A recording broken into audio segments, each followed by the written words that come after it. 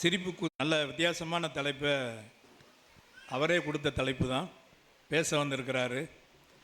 நல்ல செய்திகளோடு உங்களை சிரிக்க வைக்கவும் சிந்திக்க வைக்கவும் அவர் தயாராக இருக்கிறார். நீங்களும் தயாராக இருக்கிறீர்கள் என்பது உங்களை பார்த்தாலே தெரிகிறது. அந்த அடிப்படையில் உங்களுடைய பலத்த கரவொலியோடு அவரை பேச அழைக்கின்றேன். பெரும் மதிப்பிற்கும் உரிய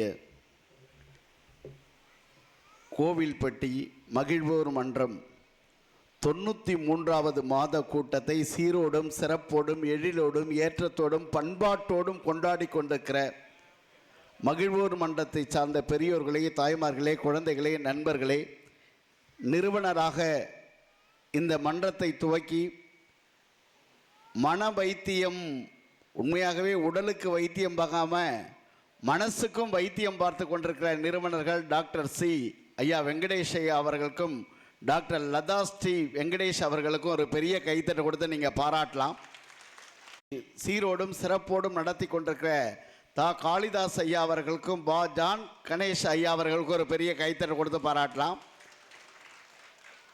காப்பாளர்களாக இருந்த மோகன்ராஜ், சேர்மத்துறை ஐயா, மரியாதைக்குரிய துரைராஜ், செல்வின், ஆலோசகர் ஹரிகிருஷ்ணன், அத்தனை பேருக்கும் ஒரு பெரிய கைத்தட்டை கொடுத்து நீங்கள் பாராட்டலாம். வளைவதற்காக பிறந்தது நாணல், பொழிவதற்காக பிறந்தது மேகங்கள், விளைவதற்காக பிறந்தது நிலங்கள், தமிழையும் தமிழருடைய நாகரிகத்தையும் பண்பாட்டையும் காப்பதற்காக பிறந்தது மகிழ்வோர் மன்றம். உங்கள் அத்தனை பேருக்கும் என்னுடைய பணிவான வணக்கம். உண்மையாகவே உங்களெல்லாம் பார்க்கும்போது பெரிய பெரிய மகிழ்ச்சி. இவ்வளவு குழந்தைகளுக்கு ஒரு பெரிய கைத்தட்டு கொடுங்க. அவன் அவ்வளவு அழகாக பண்ணாங்க. அந்த 12 குழந்தைகள்ட்டையும் நான் மன்னிப்பு கேட்டுக்கிறேன். ஏன்னா அடுத்த முறை மறுபடியும் அவங்க தான் வந்து பண்ணணும். ரொம்ப அழகாக என்ன தயார் பண்ணிட்டு வந்துட்டு வீட்டுக்கு திரும்பி போகிறது அவ்வளோ கஷ்டம். என்னங்க சொல்கிறது? கோபாலகிருஷ்ணன் சார் சிரிக்கிறார். குமாரா முருகன் சார் அவர்களும் ரொம்ப அருமையான தலைமை ஏற்று நடத்தினாங்க. எல்லாருக்கும் ஒரு பெரிய நன்றியும் வணக்கம் சொல்லி ஒரே ஒரு கேள்வி கேட்குறேன். இந்த செல்ஃபோன் வந்ததுக்கப்புறம் நாடு நாசமாக போச்சுன்னு நினச்சவங்கெல்லாம் கைத்தட்டுங்க பார்ப்போம். நல்லா கைத்தட்டலாமே. ஒரு உண்மையை சொல்லவா, தட்டினா அத்தனை பேர்ட்டையும் அந்த ஃபோன் இருக்குது. அது இல்லாமல் யாருமே இல்லை இப்போ. உண்மை தானே? எங்கே போனாலும் அதை எடுத்துட்டு தான் போகிறாங்க. உண்மையாக சொல்லப்போனால் வாழ்க்கையில் ஃபோன் இல்லாத மனுஷன், பல்லு இல்லாத மனுஷன் கூட இருக்கான், செல் இல்லாத மனுஷன் கிடையாதுங்கிற நிலைமைக்கு இப்போ ஆயிடுச்சு வாழ்க்கை. கைத்தட்டின அந்த 3 பேருக்கு நன்றி. கையை அப்படியே பத்திரமா வச்சுருந்தவங்களுக்கும் ரொம்ப நன்றி. என் பிறப்பே அதிசயமான பிறப்பு. எங்கள் அம்மாவுக்கு பிரசவ வலி, ஆட்டோ பிடிக்க எங்கள் அப்பா ஓடினார். நான் வாசல்லையே பிறந்துட்டேன். அங்கேருந்து அந்த டாக்டர் சொன்னாராம், அந்த டோர் டெலிவரி. 3 நாள் ஒரு நர்ஸு என் மூஞ்சை பார்த்து பயந்துருக்கேன். அவ்வளோ கருப்பாக இருந்திருக்கேன் நான். விஜய் டிவியில் 1.5 வருஷம் நிகழ்ச்சி பண்ணேன். கடைசி அந்த மேக்கப் மேன் சொன்னால், எத்தனை தடவை மேக்கப் போட்டாலும் நெகட்டிவ் மாதிரியே இருக்க ஒரே ஆள் நீ தான். ஏன்னா நான் எதுக்கும் கவலைப்படல. அது வரைக்கும் நான் தான் கருப்புன்னு நினச்சேன். அடுத்த நாள் அறந்தாங்க நிஷா வந்தால் அவள் என்னையை விட கருப்பு. எந்த கருப்பு மனிதனுக்கும் ரத்தம் சிகப்பு தான், எந்த வெள்ளை மனிதனுக்கு நிழல் கருப்பு தான். வண்ணங்கள் இல்லை வாழ்க்கை, உங்கள் எண்ணங்களில் இருக்கிறதுங்க வாழ்க்கை. வாழ்க்கைன்னா சந்தோஷமாக இருக்கணும், மகிழ்ச்சியாக இருக்கணும், ஆனந்தமாக இருக்கணும். அதுக்கு தான் வாழ்க்கையே, இல்லைங்களா? இவ்வளோ பெண்கள் இருக்கீங்க. நான் சொல்கிறது கரெக்டாக இருந்தால் நீங்கள் கைத்தட்டலாம். வெள்ளிக்கிழமை செவ்வாய்க்கிழமை எங்கள் வீட்டுக்கார காலை தொட்டு கும்பிட்டுட்டு தான் நான் சமைக்கவே ஆரம்பிப்பேன் அப்படிங்கிற ஒரு அக்கா கைத்தட்டுங்க பார்ப்போம். அந்த என்ன சொல்கிறார், எங்கே நடக்குது இது? அப்படியே தொட்டு கும்பிட்டாள். ஆனால் என் மனைவி அப்படி இல்லை சார். உண்மையை சொல்கிறேன். போன வாரம் சனிக்கிழமை என் காலில் வந்து விழுந்தான். பச்சைபாஸ் காலேஜில் பேராசிரியருக்கா 1.5 லட்ச ரூபா சம்பளம் வாங்குறா சென்னையில். ஆனால் என் காலில் வந்து விழுந்தான். நான் உண்மையாகவே கேட்டேன், விரதனை எண்ணிதாம்மா, இந்த உலகத்தில் கணவன் காலை தொட்டு கும்பிடுகிற பெண்களை நான் பார்த்ததே இல்லை, உன் மேலே ரொம்ப பிரியமாக இருக்கேன் மாமா அப்படின்னு சொன்னேன். அதெல்லாம் ஒன்றும் இல்லை. சனிக்கிழமை சனீஸ்வரன் கோயிலுக்கு போகலான்னு நினச்சேன். நேரம் இல்லை. அங்கே போனால் என்ன, நீ தான் வீட்லேயே இருக்கேன்னு இதுக்கு கைத்தட்ட சொல்லி நான் கேட்டேனாக்கா உங்களை. 6 பவுனுக்கு ஒரு தங்க சங்கிலி போட்டிருக்கா. அதுக்கு $3 பவுன். அதில் காஞ்சி காமாட்சி படம் கிடையாது, மதுரை மீனாட்சி படம் கிடையாது, காசி விசாலாட்சி படம் கிடையாது. சாட்சாத் என் படத்தை போட்டிருக்கா. உண்மையாக சொல்கிறேன், என் படத்தை போட்டிருக்கா. உண்மையாக அதுக்கு இதுக்கு கைத்தட்ட மாட்டீங்களா நீங்கள்? என் படத்தை போட்டிருக்கா. அவ்வளோ காவல் தெய்வமாக இருக்கேன் நான். இதை போட்டதுக்கப்புறம் தான் காற்று கருப்பு பேய் பிசாசு எதுவும் அண்ட மாட்டதுன்னா. உண்மையாக சொல்கிறேன், சத்தியமாக சொல்கிறேங்க. உங்கள் வீட்டிலாம் குடுகுடுப்புக்காரர் வந்தால் நீங்கள் எவ்வளோ காசு போடுவீங்க? ஒரு 10 ரூபா போடுங்க, 20 ரூபா போடுங்க. ஆனால் ஒரு மாதம் முன்னாடி என் வீட்டு வாசல் குடுகுடுப்புக்காரன் ஒருத்தர் வந்தால் 501 ரூபா போட்டேன் நான். ஏன் தெரியுமா? பழைய பாக்கியான்னு நினைக்காதீங்க. 501 ரூபா போட்டேன். அவர் தான் என் வீட்டுக்காரம்மா மூஞ்ச பார்த்து சொன்னார், இந்த வீட்டில் சுடுகாட்டு காலி குடியிருக்குன்னா. நான் சொல்லியிருந்தேன்னா அதோடு முடிஞ்சிருக்கேன் நம்ம கதை. ஒன்றே ஒன்று, உங்களை மகிழ்ச்சிப்படுத்துவதுதான் நோக்கமாக இருந்தாலும் வாழ்க்கையில் மிக முக்கியமான விஷயம் தெரியுமா? இந்திய நாட்டுடைய பண்பாடு என்ன தெரியுமா? தமிழ்நாட்டுடைய மிகச்சிறந்த பண்பாடு எது தெரியுமா? குடும்பம் என்கிற அமைப்போடு வாழுகிற, எத்தனை நூற்றாண்டுகள் கடந்தாலும் ஒருவனுக்கு ஒருத்தி என்கிற வாழ்கிற ஒரு பண்பாடு நிறைந்த தேசம் தமிழ்நாடு என்பதில் மிகப்பெரிய மகிழ்ச்சி. ஒன்றும் இல்லை, ஒரு குழந்தை படுத்திருக்கு, ஒரு படுக்கை அறை காட்சி, ஒரு குழந்தை படுத்திருக்கு. அந்த குழந்தை அணைத்தபடி தந்தை படுத்திருக்கான். இந்த தந்தை படுத்திருக்கான், இந்த இருவரையும் அணைத்தபடி தாய் படுத்திருக்கா. முதல்ல குழந்தை படுத்திருக்கு, குழந்தைய அணைத்தபடி தந்தை படுத்திருக்கா, இந்த இருவரையும் அணைத்தபடி தாய் படுத்திருக்கா. இந்த காட்சிக்கு எவ்வளவு கொடுக்கலாம்? ஒரு போட்டோ இருக்கு அல்லது ஒரு ஓவியம் இருக்கு, இதுக்கு எவ்வளவு பைசா கொடுக்கலாம்? ஒரு 50,000 கொடுக்கலாமா, இல்லை 1 லட்சம் கொடுக்கலாமாண்ணா? சங்க இலக்கிய புலவன் சொல்றான், 1 லட்சம் இல்லடா, 50,000 இல்லை, இந்த உலகத்தையே பரிசாக கொடுத்தாலும் அதுக்கு ஈடாகாது. ஏன்னா அது குழந்தை என்கிற குடும்ப அமைப்பு. யோசிச்சு பாருங்க. புதல்வர்க்கு அவையினன் தந்தை, மென்மொழி புதல்வையோ இருவர்க்கும் அவையினல். முதல்ல தந்தையை படைச்சிருக்கான். புதல்வர்க்கு அவையினன் தந்தை, மென்மொழி புதல்வையோ இருவர்க்கும் அவையினல். இனிது மற்ற அவர் கிடக்கை நனியிடம் பிறப்பின் உலகுடன் ஒருமேன்னு சொன்னான். உலகத்தில் மனைவியை திட்டி எவ்வளோ ஜோக்கு வேணாலும் சொல்லலாம் சார், ஆனால் மனைவி என்கிற ஒரு கேரக்டர் இருக்கிற வரைக்கும் தான் உலகத்தில் ஆம்பளையாக மதிப்பாங்க. உண்மையான விஷயம் அதானே? உலகத்திலே மிகப்பெரிய பணக்காரன் யார் தெரியுமா? லட்சுமி மிட்டல் இல்லை, அரபு சுல்தான் இல்லை, பில்கேட்ஸ் இல்லை. கடைசி வரை தன் அம்மா அப்பாவோடு எவன் இருக்கானோ அவன் தான் உலகத்தின் மிகப்பெரிய பணக்காரன். உலகத்தில் மிகப்பெரிய கோடீஸ்வரன் யார் தெரியுமா? தாத்தா பாட்டியோடு வாழ்ந்தா அவன் தான் உலகத்தின் மிகப்பெரிய கோடீஸ்வரன். வாழ்க்கை அதுதான். நீங்கள் எல்லாம் நினச்சி பாருங்க. எங்கள் ஊரில் ஒருத்தன் நடந்து போயிட்டு இருந்தாங்க, எல்லாருக்கும் பாயசம் கொடுத்தான், எனக்கும் கொடுத்தான். என்ன மாப்பிள்ள, என்ன விசேஷனே? எங்கள் அண்ணன் ஹரியானா போனார்ல, லாட்டரி சீட் வாங்கினார் மாப்பிள்ள, 5 கோடி ரூபா அவருக்கு விழுந்திருக்கு, அதுக்கு தான் பாயசம்னா. பரவாயில்லையே, உங்க அண்ணனுக்கு 5 கோடி ரூபா விழுந்திருக்கு, தம்பி பாயசம் கொடுக்குறியே, நல்ல குடும்பம் தான் அவன் குடும்பம். அதுக்கு பாயசம் இல்லை, அந்த சீட்டு தொலைஞ்சிச்சு, இனிமே அவனால் வாங்க முடியாது, கன்ஃபார்ம் பண்ணிட்டு தான் பாயசமே வச்சேன்னா. என் விளங்குவானா சார்? அது பரவாயில்ல. ஒரு திருடன் ஒரு வீட்டுக்குள்ளே போய் புருஷ முட்டாட்டி 2 பேரையும் கட்டி போட்டு வாயில் துணி வச்சு அமுக்கிட்டு எல்லாத்தையும் திருடிட்டான். திருடினோடனே இந்த வீட்டுக்காரன் இருக்கான், சரி ஏதோ சொல்ல வரான்னு வாயில் துணி எடுத்துட்டு, என்னடா என்ன என் வீட்டில் திருடுறது பிரச்சனை இல்லை, ஏற்ற விடு, என் பங்காளி விடு, அவன் வீட்லேயும் திருடிட்டு போ, இல்லைன்னா நாளைக்கு போலீஸ் வந்து செக் பண்ணும்போது என்னை பார்த்து நக்கலாக சிரிப்பான். அப்போ தான் திருடன் சொன்னான், நான் முதல்ல அவன் வீட்டுக்கு தாண்டா போனேன், அவன் தாண்டா அட்ரஸ் கொடுத்து உன் வீட்டுக்கே அனுப்பி வச்சான். இதுக்கெல்லாம் கைத்தட்ட சொல்லி நான் கேட்கவே இல்லை. உங்கள் மன குமுறலில் தட்டுறீங்க. ஒன்னே ஒன்று சொல்கிறேன், வாழ்க்கையில் எது மிக முக்கியமான விஷயம் தெரியுமா? வேதாரண்யம் பக்கத்தில் ஆறுகாட்டுத்துறை என்கிற சின்ன மீனவ கிராமத்தில் பிறந்த இந்த பையனை, பழனி என்கிற ஒரு பையனை பகிழ்வோர் மன்றம் 8 ஆண்டுகளுக்கு பிறகு அழைத்திருக்கிறது தெரியுமா? அதற்கு என்ன காரணம் தெரியுமா? ஒரே ஒரு காரணம் தான், நான் பேசுகிற தமிழ் என்கிற மொழி மட்டும்தான் காரணம். அதுதான் என்னை உலகம் முழுதும் கொண்டு போய் சேர்த்துருக்கு. 30 நாடுகளுக்கு நான் போயிருக்கேன். உலகத்தில் நான் 30 நாடுகளுக்கு மேல் நான் பயணம் செஞ்சுருக்கேன். வாழ்க்கையில் மொழி மிக முக்கியமானது. நம்ம தாய்மொழி. ஒருத்தரை கூப்பிடும்போது கூட வாங்க வாங்க வாங்க வாங்க உட்காருங்க சாப்பிடுங்க அப்படி சொன்னால் சாப்பிடுவாங்க. இந்த வீட்டில் சில பேர் கூப்பிடுவாங்க, வாங்க உட்காருங்க உட்காருங்க சாப்பிடுங்க. நல்ல மனுஷன் சாப்பிடுவானா சார்? இங்கே யோசிச்சு பாருங்க இல்லையா? நம்ம தலைவாழை இலை போட்டு எல்லா கறியும் வச்சு சாப்பிட்டு தொலை அப்படின்னா சாப்பிடுவானா? யாராவது சாப்பிட முடியுமா? அப்போ நீங்கள் நல்லா நினச்சி பாருங்க. ஆனால் கூழோ கஞ்சியோ எது இருந்தாலும் வந்துருங்கோல, வாங்க நல்லா இருக்கீங்களா, வீட்டில் பிள்ளைகள்லாம் நல்லா இருக்காங்களா, நம்ம வீட்டில் இன்றைக்கி தான் வச்சாங்க சாப்பிடுங்கன்னு சொன்னால் அதை இன்முகத்தோடு சாப்பிடுகிற மரபு தமிழ் மரபு. அதை என்றைக்குமே மறந்துடக்கூடாது. வாழ்க்கை அதுதானே சார் சொல்லி கொடுக்குது.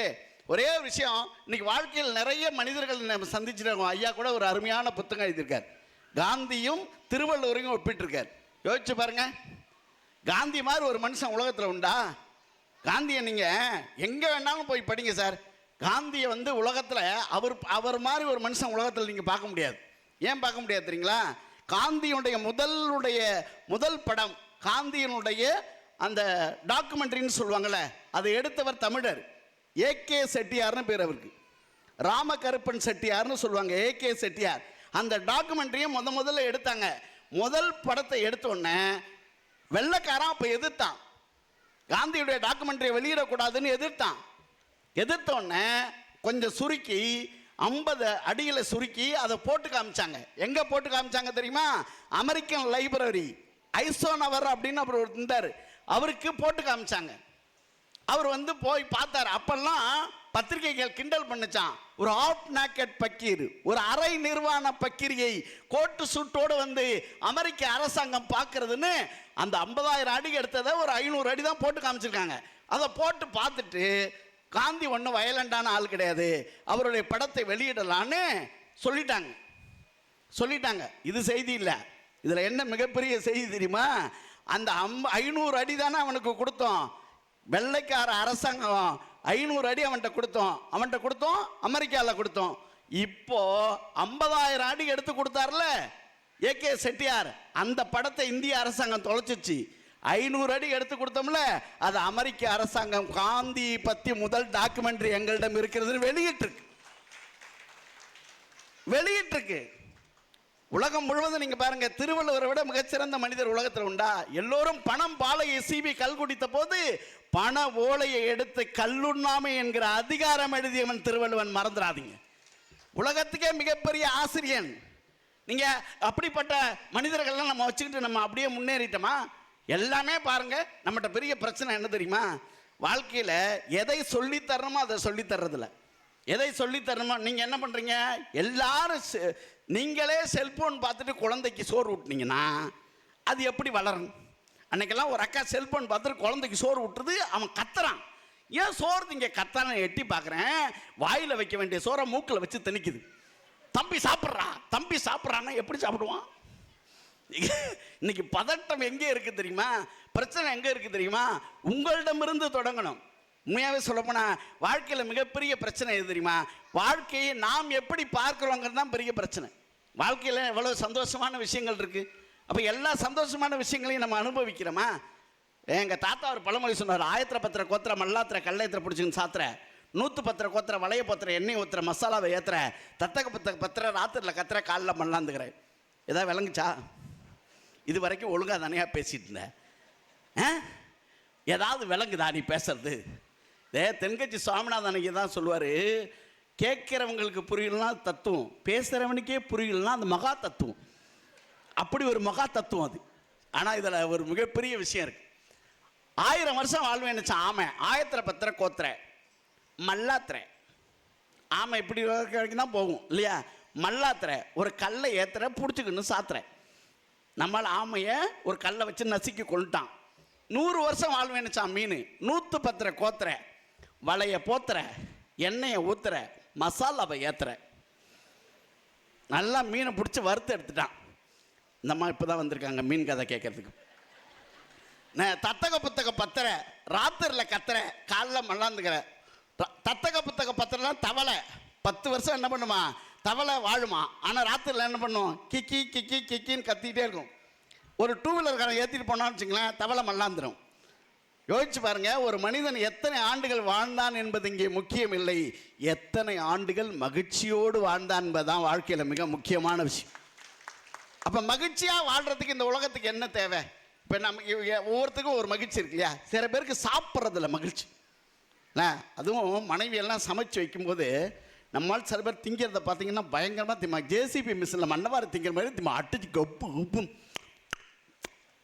எல்லாம் நல்லா தான். இந்த அவங்க என்ன எதிர்பார்ப்பாங்க? ஏதாவது ஒரு வார்த்தை சொல்லுவார், இவன் ஃபுல்லாக தின்னுட்டான், எல்லாம் நல்லா தந்து அந்த பொரியல்லையோ உப்பு எது குறையோ அதான் முதல்ல சொல்லுவாங்க. இன்னும் சில பேர் என்னதான் இருந்தாலும் எங்கள் அம்மா வைக்கிற மாதிரி இல்லை, அந்த அம்மாவுக்கு டென்ஷன் ஆயிரும். ஏன் வரும்போதே உங்கள் அம்மா கையை வெட்டி எடுத்துகிட்டு வர வேண்டியது தானே அது. நினச்சி பாருங்க, அப்படி சொல்லுவாங்களா இல்லைங்களா?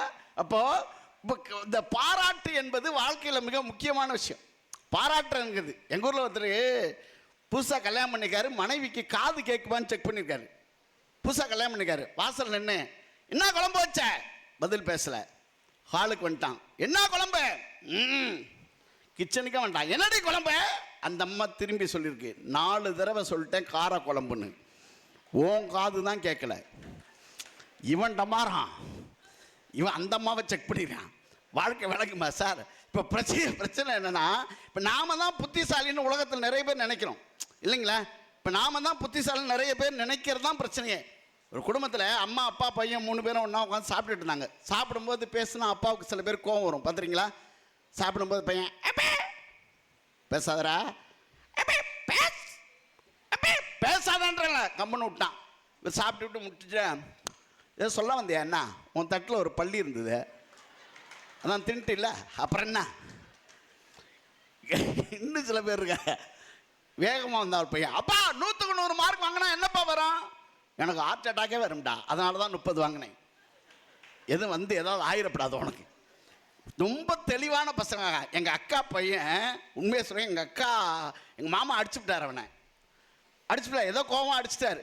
உடனே அவன் சொல்கிறான், நான் நாய்க்கு பல்லு விளக்கி விட்டேன் மாமா. கோவம் போயிச்சாடா, நாய்க்கு பல்லு விளக்கி விட்டேன். நாய்க்கு பல்லு விளக்குறதுக்கு இதுக்கு என்னடா சம்பந்தம்? அவர் ப்ரெஸ் எடுத்தாரு விளக்கி விட்டேன்.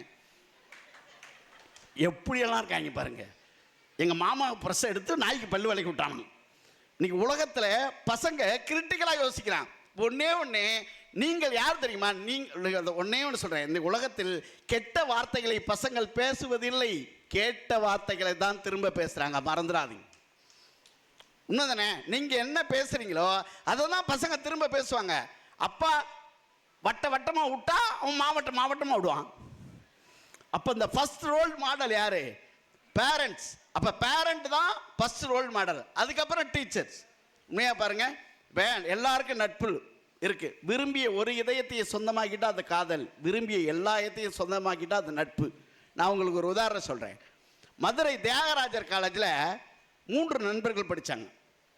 3 நண்பர்கள். ஒருத்தர் பேர் தியாகராஜன், இன்னொரு பேர் மூர்த்தி. இந்த 3வது நண்பர் பேரை கடைசியாக சொல்கிறேன். இந்த தியாகராஜனுக்கும் மூர்த்திக்கும் ஒரு ஃப்ரெண்ட் இருக்காங்க. தியாகராஜ கல்லூரியில் படிக்கிறாங்க. அந்த 3வது நண்பர் இருக்கார்ல, அவருக்கு செருப்பு போடக்கூட வசதி இல்லை. காலேஜ் வரைக்கும் செருப்பு போட வசதி இல்லை. ஒரு நண்பன் என்ன பண்ணுறான், டெய்லி தான் கொண்டு வந்த சாப்பாடில் பாதி சாப்பாடை அந்த நண்பனுக்கு கொடுக்குறான்.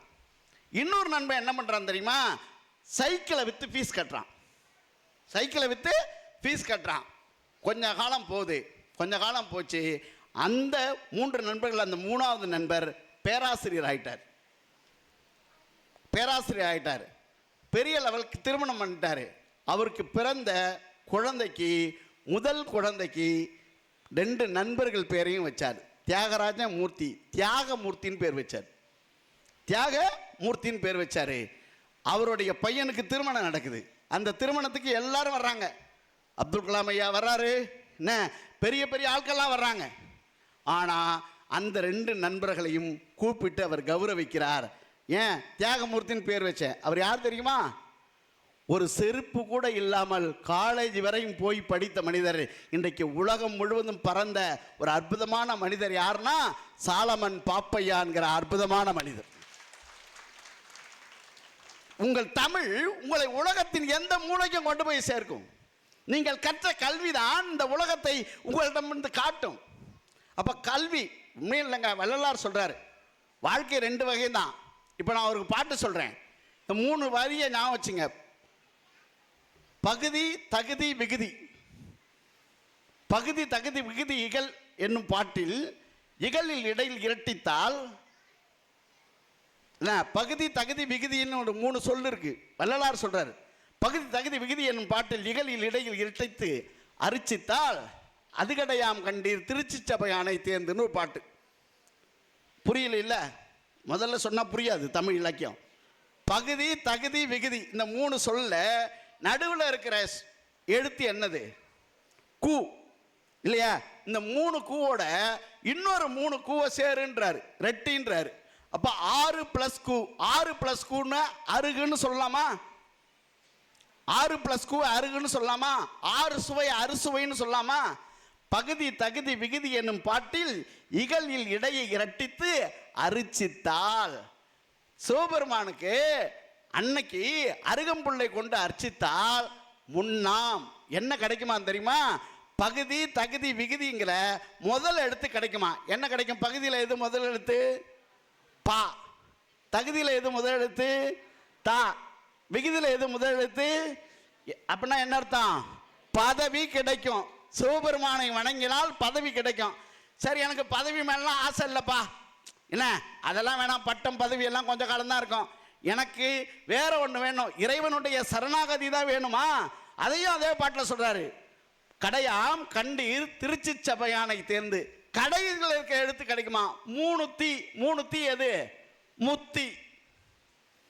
ஒரு தமிழ் இலக்கிய பாட்டில் எல்லாவற்றையும் சொல்லிவிட முடியும் என்று பேசிய கவிஞர்கள் இந்த மண்ணிலே பிறந்தவர்கள், மறந்துடாதீங்க.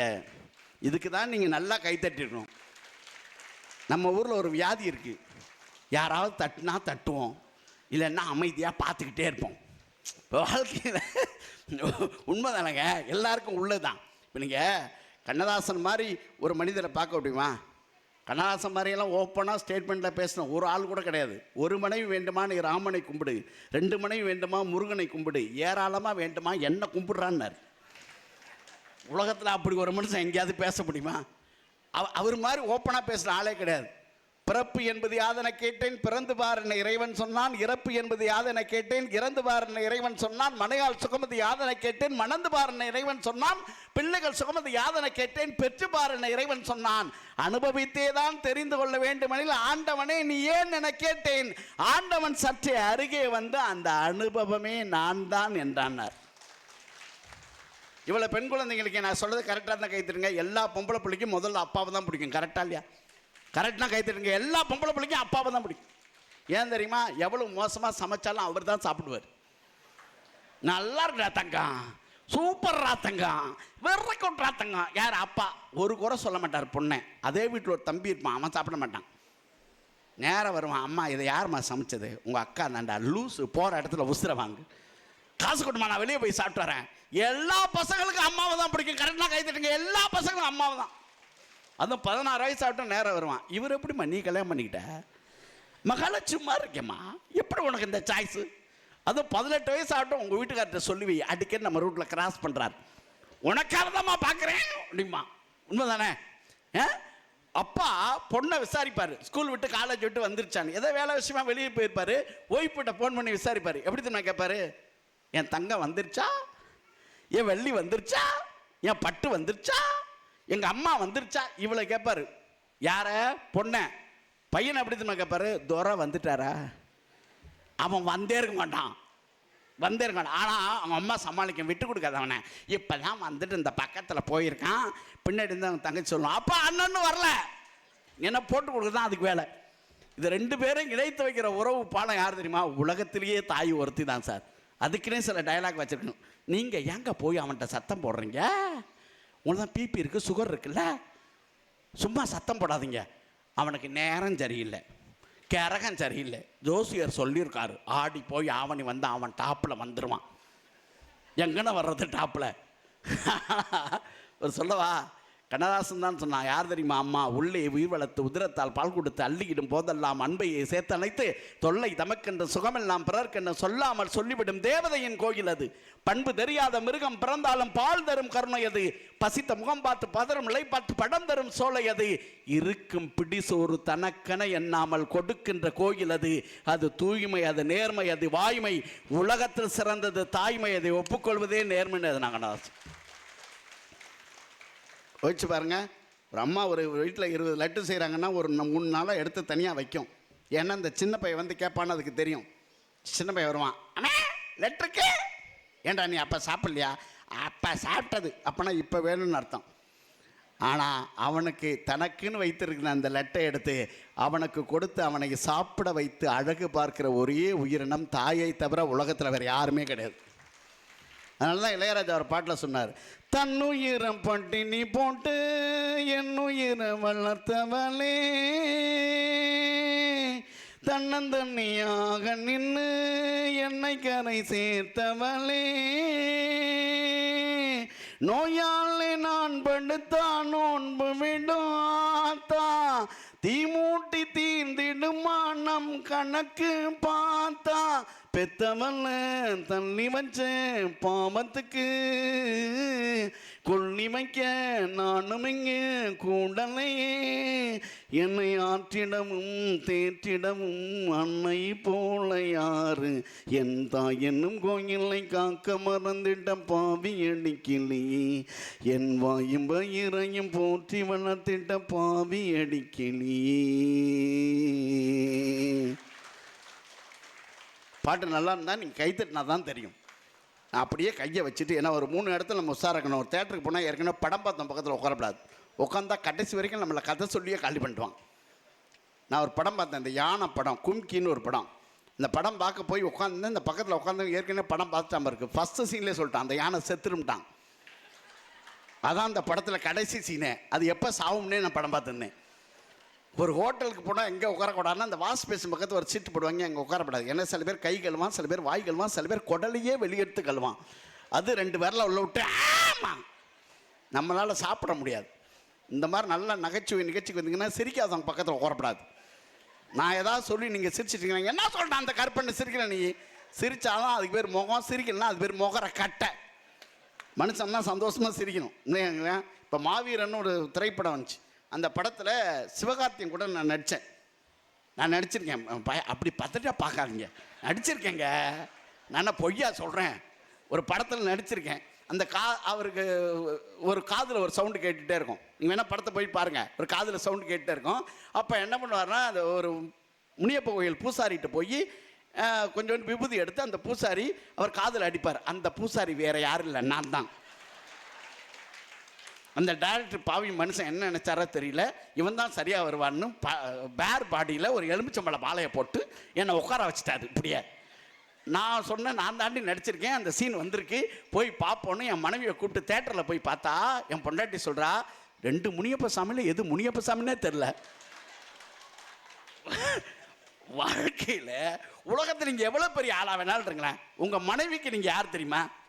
எங்கள் பெரிய பேராசிரியர் ஒருத்தர், அவருடைய ஒய்ஃப், அவங்க ஐயா எப்படி வீட்டில், அதுக்கு ஒன்றும் தெரியாது, விளங்காது.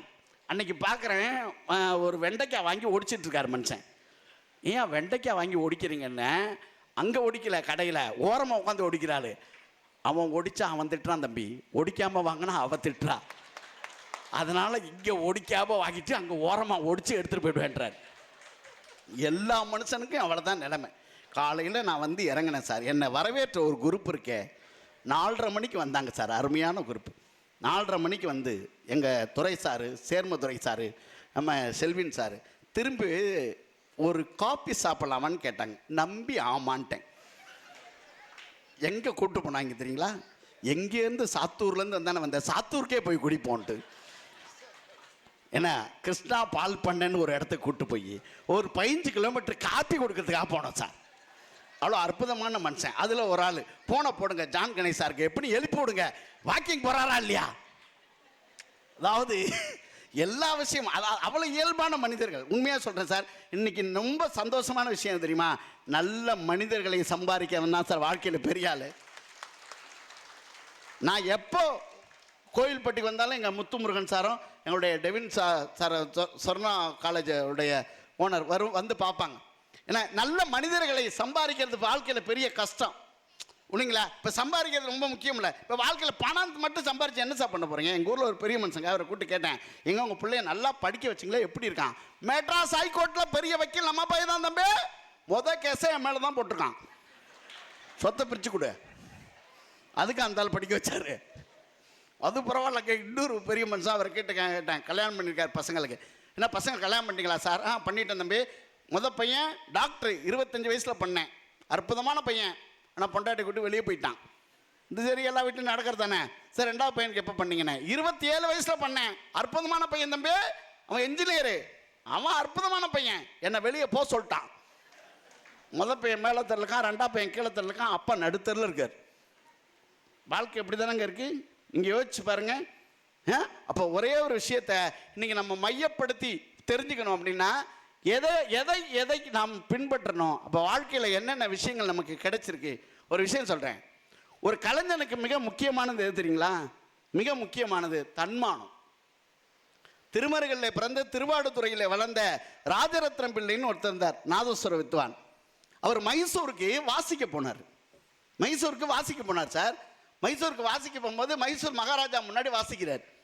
வாசிச்சு முடிஞ்ச உடனே மகாராஜா சொன்னார், பிள்ளைவாள் அருமையான இசை, அவன் கணக்கு பிள்ளையை கூப்பிட்டு அந்த சன்மானத்தை கொடுங்கன்னார்.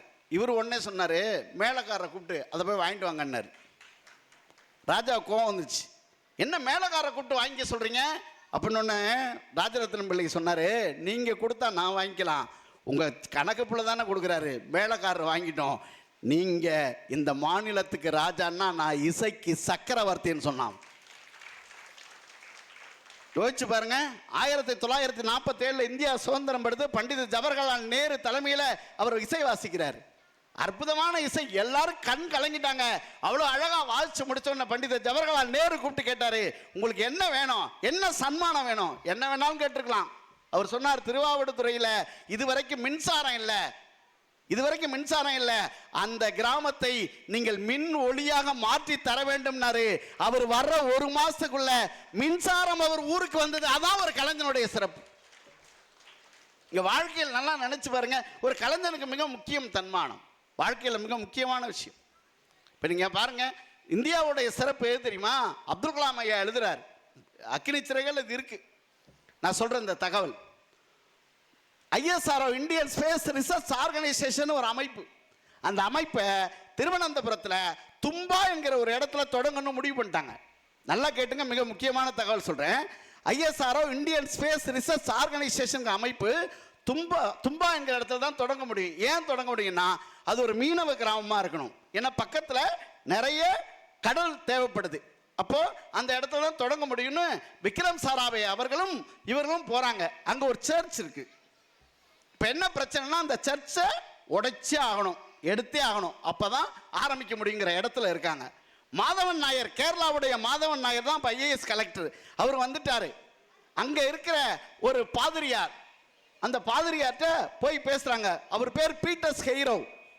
அவர்கிட்ட போய் பேசுறாங்க. அவர் சொல்றாரு, இந்த சர்ச் இன்னைக்கு ஞாயிற்றுக்கிழமை நீங்க வந்திருக்கீங்க, இந்த பிரசங்க கூட்டத்தில் நான் இதை அறிவித்து விடுகிறேன், அடுத்த வாரம் வாங்க, நான் நல்ல முடிவாக சொல்றேன்டார். பீட்டர்ஸ் ஹெய்ரோ எப்படி சொன்னார் தெரியுமா? அந்த செய்தியை சொல்லுகிற வார்த்தை ரொம்ப முக்கியம். அப்துல் கலாம் அப்படியே வார்த்தையா எழுதுறாரு. என்ன தெரியுமா சொன்னாரு? யாரும் உணர்ச்சி வசப்படாதீர்கள், இந்த இடத்தில் இந்த சர்ச்சு போகிறதே என்று நினைக்காதீர்கள், ஒரே ஒரு மெழுகுவர்த்தியை கர்த்தர் அணைக்கிறாரே என்று நினைக்காதீர்கள், அறிவியல் மெழுகுவர்த்திகள் 1000 மெழுகுவர்த்திகளை இந்த இடத்தில் தான் கர்த்தர் ஏற்ற போகிறார் என்று பெருமை கொள்ளுங்கன்னர். அப்துல் கலாம் ஐயா அவர்கள் தன்னுடைய புத்தகத்தில் எழுதுறாரு, அந்த பிஷப்பினுடைய வீடு தான் உபகரண அறையாக மாறியது, அந்த சர்ச் இந்த இடம் தான் என் அறையாக மாறியது, அந்த இடத்திலிருந்து தான் நாங்கள் எல்லா பணிகளையும் மேற்கொண்டோம். இந்தியா என்பது இந்துக்களாகிய விக்ரம் சாராபாய் அவர்களும் மாதவன் நாயர்களும் எடுத்த முயற்சி. இஸ்லாமியனாக நானும் அங்கே இருக்கிறேன். கிறிஸ்தவ மக்களுடைய அர்ப்பணிப்பில் தான் இந்தியா உயர்ந்து நிற்கிறது. இந்தியா என்பது பேதம் இல்லை, தேசம் சேர்ந்தது தான் எழுதியிருக்கார். வாழ்க்கையில மனுஷனா பார்க்கணும் சார், அதான் மிக முக்கியமான விஷயம். இந்த உடம்புக்குள்ள ஒரு நாள் சண்டை வந்துச்சான். யார் பெரிய ஆளு? உடம்புக்குள்ளேயே இதயம் சொல்லியிருக்கு, நான் தான் பெரிய ஆளு, ரத்தத்தெல்லாம் வாங்கி நான் தான் அனுப்புகிறேன், டப்புன்னு நிறுத்திட்டேன்னா முடிஞ்சிடும். நுரையீரல் சொல்லியிருக்கு, கொரோனா வந்துமா நீங்கள் விளங்கலை, நுரையீரல் நுர தள்ளிச்சுன்னா காலி. வயிறு சொல்லியிருக்கு, எல்லாத்தையும் வாங்கி நான் தான் சப்ளை பிரித்து விட்றேன், நான் மட்டும் வீங்கினேன்னா காலின்னு இருக்கு. இப்போ ஆசன வாய் ஏதோ சொல்ல வந்திருக்கு, சபையில் பேசுகிற அளவுக்கு நீ பெரிய ஆள் ஆகிட்டியா, ஓரமா போயா அப்படின்னு சொல்லிட்டாங்க. கோவம் வந்து அந்த ஆசன வாய்க்கு போய் சொல்லிச்சான், 3 நாள் ஸ்ட்ரைக் பண்ணுறேன்டா, 3 நாள் 3 days ஸ்ட்ரைக். நுரையீரல் நுர தள்ளிடுச்சு, இதயம் இத்து போச்சு, வயிறு வீங்கி போயிட்டே இருக்கு. எல்லாம் சேர்ந்து போய், ஐயா சாமி தெரியாமல் சொல்லிட்டோம், தயவு செய்து உன் ஸ்ட்ரைக்கை நிறுத்து, நீங்கள் ஸ்ட்ரைக் பண்ணாமல் இருந்தால் தான் நான் வாழ முடியும், ஒன்று சொல்லவா, இந்தியா என்பது ஒரு உடம்பு மாதிரிதான், தேசம் உனது உடம்பு, எங்கு வலித்தாலும் நீதான் மருந்து போட வேண்டுமே தவிர ஒரு உடம்புக்குள்ளேயே இந்தியா என்கிற தேசம் இருப்பது மாதிரி உன் உடம்பை நீ சுத்தமாக பாசுகிற மாதிரி மனசை சுத்தமாக பார்த்து கொள்வதுதான் வாழ்க்கை. அதற்காகத்தான் இலக்கியங்கள் படைக்கப்பட்டிருக்கிறது தான் சத்தியமான உண்மை. எந்த இலக்கியமும் உங்களை தாழ்த்தி உயர்த்தி சொல்ல. யாரை நீங்கள் சரியாக பார்க்கணும், நான் புராணத்திலிருந்து உதாரணம் சொல்கிறேன். திருமழிசை ஆழ்வார்னு ஒருத்தர் இருந்தார். திருமழிசை ஆழ்வார், அவருக்கு ஒரு சீடன் இருந்தான். அவன் பேர் கணிகண்ணன். எங்கே இருந்தாங்கன்னா காஞ்சிபுரத்தில் இருந்தாங்க. திருமழிசைன்னு ஊர் இருக்குது, சென்னைக்கு வந்தவங்களுக்கு தெரியும். காஞ்சிபுரத்தில் இருந்தாங்க. இந்த கணிகண்ணன் என்ன பண்ணா, ஒரு வயதான மூதாட்டி வந்தாங்க, அவங்கள இளம் பெண்ணா மாற்றிட்டான். இது ராஜாவுக்கு போயிடுச்சு இந்த செய்தி. ராஜா வந்தான், பல்லவ மன்னன், என்னையும் இளமையாக மாற்றினான். அப்போ கணிகண்ணன் சொன்னான், அவர்களை மாற்றுவதுக்கு ஒரு விதி, அப்படி ஒரு விதி இருக்கு, அதனால அதை செய்ய முடிஞ்சது. என்னால் எல்லாரையும் என்னால் மாற்ற முடியாது, தயவு செய்து அது முடியாது மன்னான்னா. மன்னன் சும்மா இருப்பானா? நான் சொல்கிறத நீ கேட்கல, கிளம்பு நாட்டை விட்டுட்டான். கிளம்பு நாட்டை விட்டுட்டான். இப்போ நாட்டை விட்டு போகணுன்னா அவர் யார்கிட்ட போய் சொல்லணும்? திருமழிசை ஆழ்வார்கிட்ட போனார். ஆழ்வார்கிட்ட போய் சொன்னார், ஐயா இந்த மாதிரி போக சொல்கிறாரு மன்னர், நான் கிளம்புறேன். நாட்டில் எவ்வளோ பிரச்சனை வந்தாலும் நம்ம இப்போ தொடர்றோம். அம்மா சத்தியமாக நல்லா பேசுவோம், யாரும் கிளம்பி போயிடாதீங்க. ஒரே ஒரு விஷயந்தான். இப்போ என்ன ஆயிடுச்சு, ஒரு நான் எங்கே நிறுத்தினேன்னு எனக்கே தெரில. திருமழிசை ஆழ்வார்கிட்ட போய் சொல்கிறார் அவர். இப்போ திருமழிசை ஆழ்வார் என்னங்க பண்ணலாம்? அவர் பார்த்தாரு, எப்பா நீயே போகிறேன்னா நான் என்னப்பா வேலை, நானும் வர்றேன்ப்பா, 2 பேரும் போக வேண்டியது தானே. இவர் நேராக பெருமாள்கிட்ட போனார். பெருமாள்கிட்ட போய் பெருமாள்கிட்ட சொன்னார், நான் இந்த சீடனை போக சொல்லிட்டாங்க, நானும் போகிறேன், உனக்கு என்ன வேலை, பாய சுட்டிக்க கிளம்புவோன்ட்டார். இது இலக்கியத்தில் இருக்குது. இவர் சொன்னார், என்ன தெரியுமா சொன்னார், கரண்ட் வந்துச்சு பயப்படாதீங்க, ஏன்னா லைட்டாக வெளிச்சம் இல்லைனாலும் நான் தெரிய மாட்டேன், அப்படி ஒரு கலர் நம்ம கலரு. கணிகண்ணன் போகின்றான், நல்லா கேளுங்க, கணிகண்ணன் போகின்றான், காமரும் பூங்கச்சி மணிவண்ணா நீ கிடக்க வேண்டாம், துணிவுடைய சென்னா புலவன் யான் சொல்கின்றேன், நீ உன் பையனாக பாய் சுருட்டிக்கொள். இப்போ முதல்ல யார் போறா? கணிகண்ணன் போகிறான், திருமழிசை ஆழ்வார் போகிறாரு, அதுக்கு பிறகு பெருமாள் போகிறாரு. ஊர் மக்கள்லாம் பார்த்தாங்க, பெருமாளையே கூப்பிட்டு போகிறான்டா அந்த ஆளு. நேராக ஓடி போய் மன்னன்ட்ட சொன்னாங்க, ஐயா பெருமாள் நம்ம விட்டு போகிறாரு. பெருமாள் போனான்னு லட்சுமியும் போயிடுவா, கடைசியில் காஞ்சிபுரம் பிச்சைக்கார தேசமாயிடும், தயவு செய்து நீங்கள் அவரை தடுத்து நிறுத்துங்கன்னு நேர அரசன்ட்ட பெருமாள்கிட்ட வந்தான் அரசன். பெருமாளை நீங்கள் போகக்கூடாது என் நாட்டை விட்டுனா, என்கிட்ட பேசாத, ஆழ்வார்கிட்ட பேசு. ஆழ்வார்கிட்ட போனான் திருமழிசை ஆழ்வார்கிட்ட, என்கிட்ட பேசாத கணிகன்கிட்ட பேசு. கணிகன்கிட்ட போனான், ஐயா நீ தயவு செய்து உன் பெருமை புரியாமல் பேசிட்டேன், நீ போகக்கூடாதுன்னு மன்றான்னா. இப்போ கணிகண்ணன் போகலைன்னு மாறிட்டான். இப்போ திருமழிசை ஆழ்வார் பெருமாள்கிட்ட சொல்றார், கணிகண்ணன் போக்கொழிந்தான், காமரும் பூங்கச்சி மணிவண்ணா நீ கிடக்க வேண்டும், துணிவுடைய சென்னா புலவன் யான் சொல்கின்றேன், உன் பையனாக பாய் விரித்துக்கொள். இங்கே தான் நீங்கள் கை தட்டிருக்கணும்.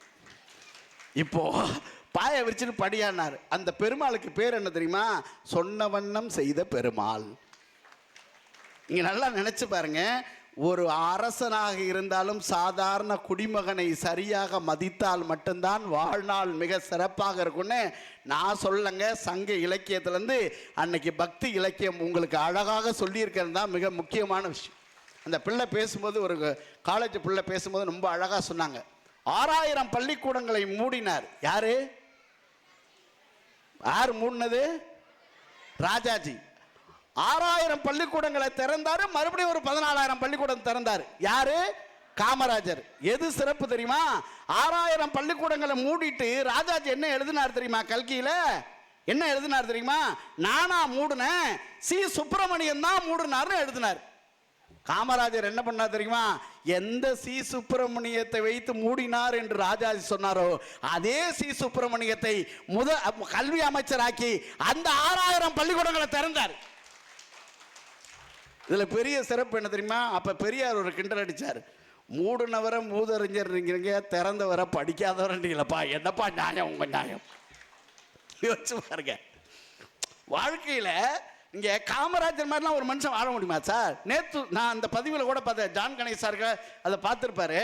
நேற்று சுந்தர வடிவேல்னு அவருக்கு ஒரு ஆய்வாளர் இருந்தார், உங்களுக்கு தெரியும். சேலம் ஜெயிலில் போகிறாங்க சார். சேலம் ஜெயிலில் போகும்போது நேற்று சுந்தர வடிவேலை பார்த்து கேட்குற, வடிவேலு இங்கே நிறைய நெசவாளர் பெருமக்கள் தான் உள்ளே வர்றாங்க, இந்த ஜெயிலில் ஒரு பவர் ரூம் போட்டால் என்ன அப்படின்னு கேட்டார். ஜெயிலில் பவர் ரூமா எதுக்குன்னார் அவர். எப்பா அவனும் வந்து விவசாய வேலையை பார்க்கறதுக்கு இங்கே வந்து துணி நெஞ்சான்னு வச்சுங்களேன், இந்த ஏழை பிள்ளைகளுக்கு சீருடை கொடுத்துடலாமேன்னு நினைக்கிறேன்னார். ஏழை பிள்ளைகளுக்கு சீருடை கொடுத்தலாம், இங்கே நெஞ்சா அங்கே போகணும் அப்படின்னு அவர் கேட்டார். அப்போ அவர் சொன்னார், எல்லா பிள்ளைகளையும் படிக்க வச்சுட்டா எதுக்குப்பா ஜெயிலு, மூடிடலாம்ல. அதுதாங்க கர்ம வீரன். இப்போ நீங்கள் எல்லாம் யோசிச்சு பாருங்க, ஒரு விஷன் இருக்கணும் வாழ்க்கையில். வாழ்க்கையில் ரொம்ப முக்கியம். இந்த ஐகான் ஒன்னே ஒன்று சொல்கிறேன் நான், கர்ம வீரர் காமராஜருடைய கடைசி வார்த்தை எது தெரியுமா? வைரவா விளக்கை அணை சொன்னார். வைரவா விளக்கை அணைனாரு. சட்டக்கல்லூரி மாணவர்களை சந்தித்து விட்டு காமராஜர் உள்ள வந்து படுத்தார். அதுக்கப்புறம் எழுந்திருக்கவே இல்லை. இதுதான் கடைசி. மணிப்பூரில் அப்துல் கலாம் பேசிக்கிட்டே இருக்கும்போது மரணம் அடைஞ்சார். மாணவர்களை சந்தித்து விட்டு இந்த நாட்டில் இறந்து போன 2 தலைவர்கள் அப்துல் கலாமும் காமராஜர் மட்டும்தான். வாழ்க்கையை நீங்க பாருங்க, எங்க தொடங்கி எங்க முடியும்னு யாருக்காவது தெரியுமா?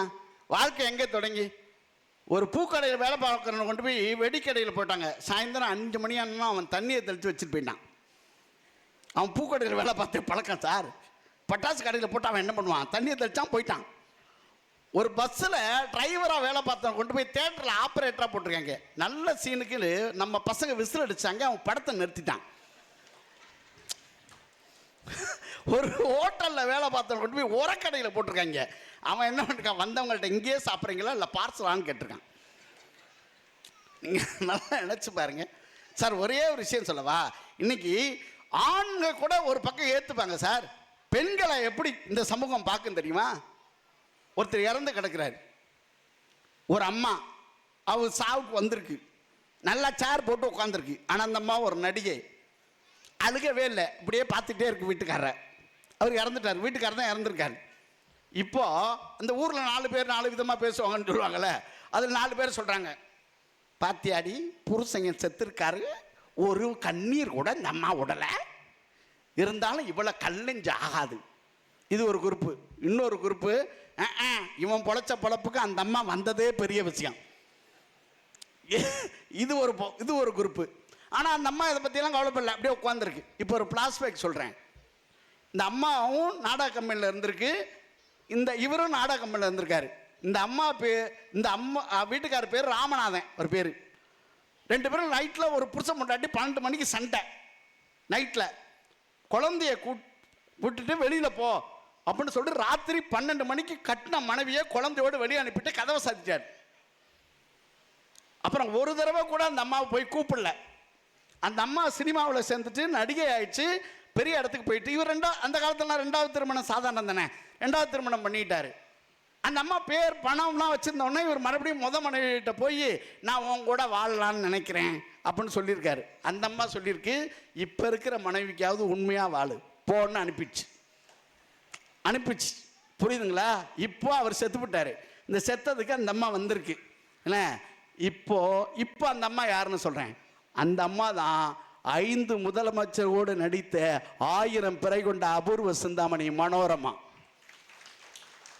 வாழ்க்கையில் துயரமே துன்பமே யாருக்கும் வராமல் இருக்குமா? பசிபிக் பெருங்கடலை கூட கால் நனையாமல் கடந்துடலாம். வாழ்க்கை என்கிற கடலை கண்ணீர் துளிகள் இல்லாமல் கடக்கவே முடியாது என்பர்களே. இது வாழ்க்கையின் வரலாறு. எல்லாருக்கும் பிரச்சனை இருக்கும். மனுஷனுக்கு பிரச்சனை இல்லைன்னா கடவுளுக்கு அர்ச்சனையே கிடையாது சார். மனுஷனுக்கு பிரச்சனை இருக்கா இல்லையா? ஊட்டி மலையிலேருந்து பஸ் இறங்குது, ஒருத்தன் டிரைவர் சீட்டு பின்னாடி உட்காந்து புலம்புறான். ஊட்டி மலையிலேருந்து பஸ் இறங்குது, விடிய காலம் 5:30 மணி. டிரைவர் சீட்டு பின்னாடி உட்காந்து சொன்னான், என்ன குடும்பம், என்ன மனைவி, என்ன வாழ்க்கைனா. டிரைவர் சொன்னார், நம்பிக்கை வைடா. மறுபடியும் என்ன குடும்பம், என்ன மனைவினா. டிரைவர் சொன்னார், நம்பிக்கை வைடா. மறுபடியும் என்ன குடும்பம்னா. டிரைவர் கடுப்பாயிட்டார், எனக்கு தான் 2 கண்ணும் தெரியல, பஸ் போகல, நம்பிக்கை வைடா. அன்னைக்கு ஈரோட்லேருந்து ஒரு பஸ் எடுத்தாங்க, ஒருத்த கீழே விட்டா. சார் டிரைவர் சாவத்து கீழே விட்டா, வண்டி நிறுத்துங்க. டிரைவர் சாவத்து கீழே விட்டா, வண்டி நிறுத்துங்க. நான் டிரைவர் சொன்னார், கண்டக்டர் விசில் அடிக்கா வண்டி நிறுத்த மாட்டேன், உளுந்ததே கண்டக்டர் தான்டா, நிறுத்தி தொலை. அன்னைக்கு திருநெல்வேலியில் பஸ் வேகமாக போயிட்டு இருக்கு, 3 விசில் அடித்தார் கண்டக்டர், நிறுத்தவே இல்லை. நேராக டிரைவர்கிட்ட போனான், யோ 3 விசில் அடிக்கிறேன், வண்டி நிறுத்தாம போகிறேன். அதுக்கு அவன் சொன்னார், 6 தடவை பிரேக் அடிச்சேன்டா, வண்டி நிற்காம போகுது, ஒரு புளிய மரமாக பார்த்து நிறுத்துறேன். சார் அவ்வளோதானே சார். நீங்கள் நல்லா நினச்சி பாருங்க. யாருக்காவது ஏதாவது நம்ம இதில் ஏதாவது ஒன்று சொல்ல முடியும்? ஒன்றும் இல்லை. நீங்கள் இது கோயில்பட்டிலேருந்து கிளம்புறீங்க, என்ன மெட்ராஸ் போகிறீங்க. அந்த டிரைவர்கிட்ட போய், சார் கோயில்பட்டிலேருந்து மெட்ராஸ் போகிறேன் வாங்க, இது வரைக்கும் நீங்கள் ஏதாவது ஆக்சிடென்ட் பண்ணியிருக்கீங்க அப்படி கேட்க முடியுமா? அந்தால என்ன சொல்லுவார்? இது வரைக்கும் பண்ணல, இன்றைக்கி தான் பண்ணலான் இருக்கேன், உட்கார். என்னைக்காவது நீங்கள் டிரைவர்கிட்ட இறங்கி போகும்போது நன்றி சார்னு சொல்லியிருக்கீங்களா? யாராவது ஒருத்தர் 2 பேர் சொல்லியிருப்போம். 10 பேர் நம்ம முன்னே சொல்லியிருக்கோமா? எப்போ சொல்லுவோம் தெரியுமா? திண்டிவனத்தில் ஒரு மரத்து மேலே அப்படி நிறுத்தி வச்சுருந்தான்னு வச்சுங்களேன், ஐயோ தேங்க்யூ சார் தலைவரே, என் உயிரை காப்பாற்றுறீங்க. ஏன் சார்? எல்லாருக்கும் மனித மனம் ஒன்று தான் சார். அவங்க கண்ணு முடிச்சு ஓட்டுறான்னா எல்லாருடைய குடும்பம் ஒன்று தான். உண்மைதானே? யோசிச்சு பாருங்க சார். வாழ்க்கை ரொம்ப சாதாரணம். நீங்கள் சாதாரணமாக நினைக்கிறீங்களா? இப்போ நம்ம வர்றோம், திடீர்னு ஒரு செருப்பு அறுந்து போயிட்டு அங்கே ஒருத்தர் கடை வச்சுருக்காருன்னு வச்சுங்களேன், ஒரு பொட்டி கடை. அண்ணே புது செருப்புண்ணே, நேற்று தான் வாங்கினேன், திடீர்னு அறுந்துச்சு, இங்கே போட்டுக்கிறேன், மழை வர மாதிரி இருக்குது, ஒரு அரை மணி நேரம் கழிச்சு எடுத்துக்கிறேன்னு என்ன சொல்லுவார்? போட்டு போத்தம் பீம்பார். ஒரு 10 கிலோ அரிசி வாங்கிட்டு வரோம், திடீர்னு மழை வந்துச்சு, அங்கே கொண்டு போய் வச்சு, அண்ணே ஒரு 10 நிமிஷம் மழை விட்டோன்னு எடுத்துக்கிறேன்னா வச்சுட்டு போம்பார். அதே இடத்துல நம்ம தாத்தா செத்துட்டார், தூக்கிட்டு வர்றோம், மழை வந்துடுச்சு. அதே பொட்டி கடைக்கார்ட்ட போய், எங்கள் தாத்தா ரொம்ப நல்லவர், ஒரு 10 மினிட்ஸ் இங்கே வச்சுட்டு அப்புறமா எடுத்துக்கிறேன்னா என்ன சொல்லுவான்? அந்தால நீ வேணா வாடா நான் போகிறேன்பா. அருந்து போன செருப்புக்கு இருக்கிற மரியாதை இறந்து போன மனுஷனுக்கு கிடையாது சார். அவ்வளோதான் வாழ்க்கை, அவ்வளோதான் சார் வாழ்க்கை. இந்த ஐகான் நீங்கள் எல்லாம் பாருங்க. உண்மையாக சொல்ல போனால் நீங்கள் யோசிச்சு பாருங்களேன். வெள்ளைக்காரன் கத்திக்கு பயந்தானா? இல்லை. நாம் வச்சிருந்த துப்பாக்கி பயந்தானா? இல்லை சார். கத்திக்கு பயப்படல, துப்பாக்கி பயப்படல, நாம் வச்சிருந்த ஈட்டிக்கு பயப்படல, ஒரே ஒரு ஊசிக்கு பயந்தான். அது சாதாரண ஊசி இல்லை, கிழிந்து கிடந்த இந்திய தேசத்தை இணைத்த ஊசி. அவர் பெயர் வ.உ.சி. ஒரு ஊசிக்கு பயந்தான். ஏன்? உரமான சிந்தனை அந்த ஆள்கிட்ட இருக்க, அவருக்கு முன்னாடி நிற்க முடியலன்னு பயந்தான். காந்திக்கு பயந்தான். யோசிச்சு பாருங்க. 21 முறை காந்தி தமிழ்நாட்டுக்கு வந்திருக்காரு. 21 முறை. 61 வயசுல தான் காந்தி தண்டி யாத்திரையே போனார்.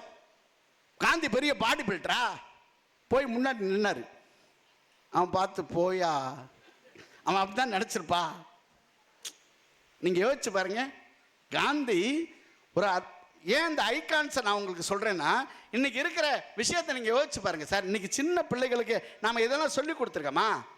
ஒரு சின்ன பிள்ளைகளுக்கு இதையெல்லாம் நம்ம பண்பாட்டை பறைசாற்றி இருக்கோமா? வாழ்க்கையை நீங்க நல்லா நினைச்சு பாருங்க. என்றைக்குமே ஒரு ராஜாவுக்கு 4 மனைவி சார். நல்ல கதை சார். ராஜாவுக்கு 4 மனைவினா நல்ல கதை தான். 4வது மனைவி மேலே அவர் ரொம்ப பிரியமாக இருந்தார். ஏன்னா அது லேட்டஸ்ட். 3வது மனைவி மேலே அவர் நிறைய நம்பிக்கை வச்சிருந்தார். 2வது மனைவியை ராஜாவுக்கு ரொம்ப பிடிக்கும். ஆனால் முதல் மனைவியை ராஜாவுக்கு பிடிக்காது, ஓல்டு. இந்த 4வது மனைவியை கூப்பிட்டார். நான் செத்தா கூட வருவியான்னார். வாய்ப்பு இல்லை ராஜான்ட்டா. 3வது மனைவியை கூப்பிட்டார். மேலே டிக்கெட் வாங்குற மாதிரி இருக்கு, வருவியா? 1 மாதம் கழிச்சு இன்னொருத்தனை கல்யாணம் பண்ணி பெண் போயிட்டான். இந்த 2வது மனைவியை கூப்பிட்டார். நீயாவது சுடுகாடு வரை வந்து வழி அனுப்பி வைக்கிறேன்னா. ஆனால் அந்த முதல் மனைவி, எலும்பும் தோலுமாக இருந்த முதல் மனைவி சொன்னா, ராஜா நீங்கள் எங்கு சென்றாலும் நான் உங்கள் கூட வருவேன்னு சொன்னா. இதுதான் இந்திய தாம்பத்தியம். ஆனால் நான் சொல்ல இந்த மேட்ரு இது இல்லை, இதுக்குள்ள ஒரு விஷயம் இருக்குது. நான் 4வது மனைவின்னு சொன்னது நம்ம உடம்பு எவ்வளோதான் Horlicks, chicken biryani, mutton biryani கொடுத்து வளர்த்தாலும் அது நம்மளை விட்டு போயிடும். 3வது மனைவிங்கிறது நம்முடைய சொத்து பத்துக்கள், பிள்ளைகள்கிட்ட கை மாறி போயிடும். 2வது மனைவிங்கிறது சொந்த பந்தங்கள், சுடுகாடு வரை இந்த வழி அனுப்பி வைக்கும். ஆனால் அந்த முதல் மனைவி எது தெரியுமா? அதுதான் சார் உங்கள் ஆன்மா. அதுவரை தான், அதுதான் கடைசி வரை உங்கள் கூடவே வரும்.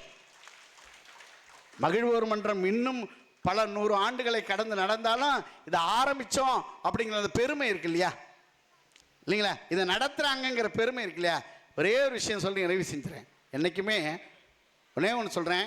நான் அரசியல் பேசலை, ஒரே ஒரு விஷயம் மட்டும் சொல்கிறேன். ஒரு மனிதர் இறந்து போயிட்டார்.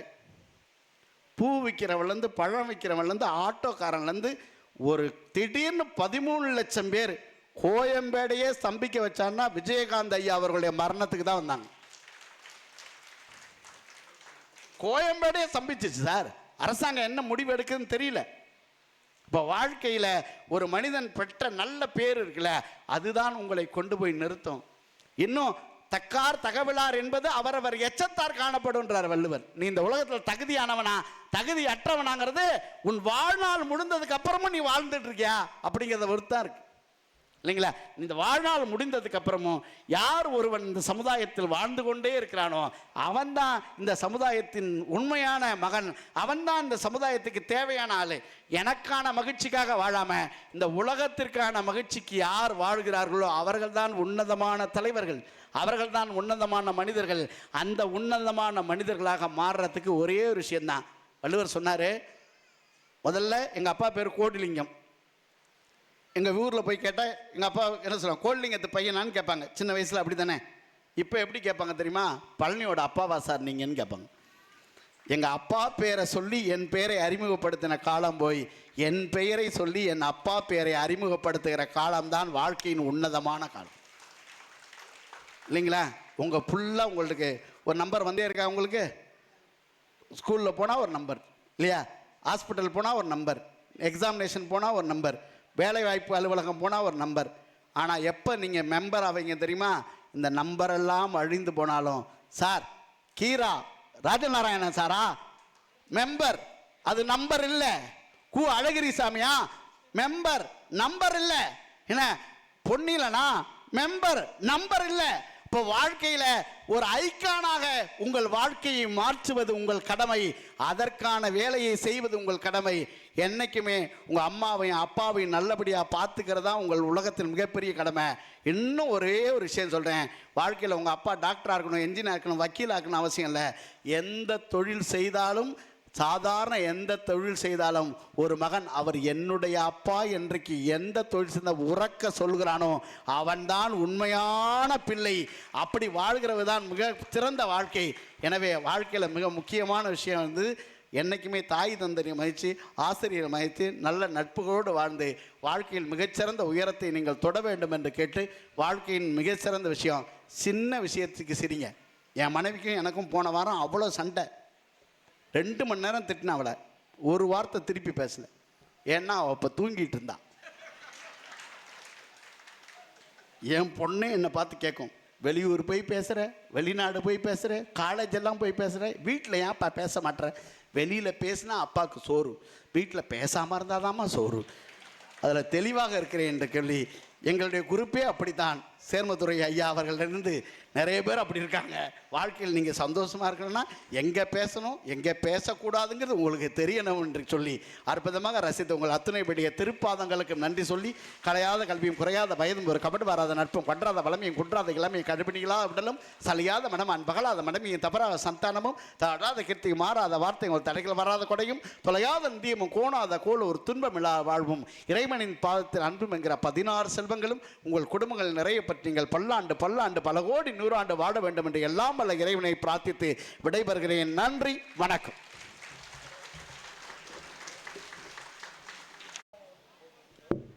சார் வந்து நீங்கள் டிவியில் பார்த்துருப்பீங்க, கிராமங்களில் பட்டிமன்றத்தில் பார்த்துருப்பீங்க. ஆனால் மகிழ்வோர் மன்றத்தில் பேசின பழனி என்பவர்களுடைய சிந்தனை பயணம் உங்களுக்கு பிடிச்சிருந்தா பலத்த கரவொலியை கெடுவோம். சார் பேசும்போது ஒரு விஷயம் சொன்னார், நம்ம வந்து ஏற்கனவே படம் பார்த்தவன் பக்கத்தில் உட்காரக்கூடாது, 2வது வாஷ்பேசின் கிட்ட உட்காரக்கூடாது, குடலையே கழுவி உள்ளே வச்சு இது பண்ணுவான் அப்படின்னு. இதை மாதிரி அவர் தெளிவாக இருக்கிறதுனால தான் நாங்கள் தலைமை முன்னிலை கரெக்டாக போட்டிருக்கோம். பழனி வராரு, நடுவில் உட்காராரு. தலைமை யார் இருக்கணும்? முருகன் இருக்கணும். பழனின்னா யார் இருக்கணும்? முருகன் இருக்கணும். அந்த பக்கத்தில் யார் இருக்கணும்? கிருஷ்ணர் இருக்கணும், கோபாலகிருஷ்ணன். முன்னிலை கோபாலகிருஷ்ணன். அப்போ உங்களுக்கு பேச்சு இன்னைக்கு எடுக்கு அப்படின்னு சொன்னால் 2 பக்கமும் 2 பேர் இருக்காங்க. குமார முருகன் ஒரு பக்கம், அந்த பக்கம் கிருஷ்ணர் ஒரு பக்கம். அதனால் இன்னைக்கு ரொம்ப செமையா இல்லை, எல்லாத்தையும் தாண்டி கணேஷ் இருக்கார்ல, அதை வந்து அவர் தான் சொல்லணும். அண்ணனா அதை நீங்கள் தான் சொல்லணும். ஏன்னா முருகன் தான் கணேசனை சொல்லணும். அதனால் அவர் மிகச்சிறப்பாக இன்றைக்கு உரை தந்திருக்கிறார்கள். மிக்க மகிழ்ச்சி. இரட்டிப்பு மகிழ்ச்சி என்னென்னா, புத்தக வெளியீடு ஒன்று, ஒரு சிறப்பான மகிழ்வுரையை கொடுத்துருக்காரு. சிரிப்பு குதிரையில் சிந்தனை பயணத்தை இன்னைக்கு நமக்கெல்லாம் கொடுத்துருக்கக்கூடிய மதிப்பிற்குரிய சிறப்பு விருந்தினர் பேராசிரியர் பழனி அவர்களுக்கு மகிழ்வோர் மன்றத்தின் சார்பாக மனம் நிறைந்த வாழ்த்துக்களையும் நன்றியும் தெரிவித்துக் கொள்கின்றோம். கோவில்பட்டி நாடார் காமராஜ் மெட்ரிக் பள்ளியினுடைய முதல்வர் திரு பிரபு அவர்கள் வந்திருக்கிறாங்க. அவங்களுக்கு நூலாசிரியர் தன்னுடைய புத்தகத்தை வழங்கி சிறப்பிக்கிறார்கள். மாத கூட்டம் ஆகஸ்ட் 23ஆம் தேதி இதே அரங்கத்தில் நடைபெற இருக்கிறது. ஆகஸ்ட் 23 வரக்கூடிய சிறப்பு விருந்தினர் திருச்சி பாரதிதாசன் பல்கலைக்கழகத்திலே தமிழ்துறை தலைவராக இருக்கக்கூடியவர் பேராசிரியர் முனைவர் அலிபாபா அவர்கள் வருகை தர இருக்கின்றார். நினைவு நல்லது வேண்டும் என்ற தலைப்பில் அவர் சிறப்புரை ஆற்ற இருக்கின்றார் என்பதை தெரிவித்துக் கொள்கின்றோம். மிகச்சிறந்த தரமான ஒரு நல்ல பேச்சாளர். பாரதிதாசன் பல்கலைக்கழகத்தில் அவர் தமிழ்துறையினுடைய தலைவராக இருக்கின்றார். அலிபாபா அவர்கள் நினைவு நல்லது வேண்டும் என்ற தலைப்பில் பேச இருக்கின்றார். இன்றைய தினம் போல் அன்றைய தினமும் நீங்கள் வருகை தந்து உங்களுடைய சிறப்பான ஆதரவை மகிழ்வோர் மன்றத்திற்கு மென்மேலும் தெரிவித்து